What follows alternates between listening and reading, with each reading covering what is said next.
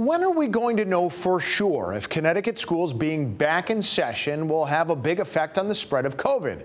After all, it's been at least a couple of weeks now, longer for some school districts, and it usually only takes about 4 to 5 days from the time somebody gets infected to the time they start getting sick.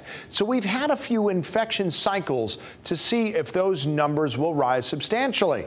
Will they? Have they been? Well, not yet, but there may be an effect. Here is the positivity rate since early July, and as you can see there in the orange, our month-long slow decline in the test positivity rate may have bottomed out, but by no means is it jumping up, and by no means is it as high as it is right now in other parts of the country.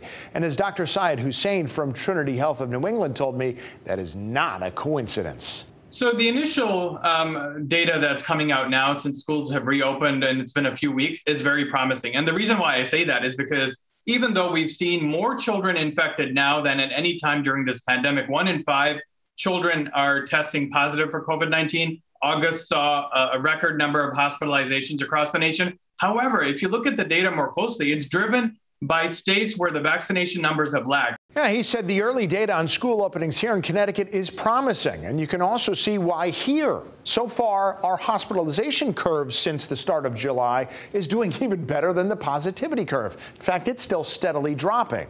But this does bear watching for at least the next few weeks, because normally it lags the positivity rate by a couple weeks anyway, because that's how long it takes for infected people to get really sick.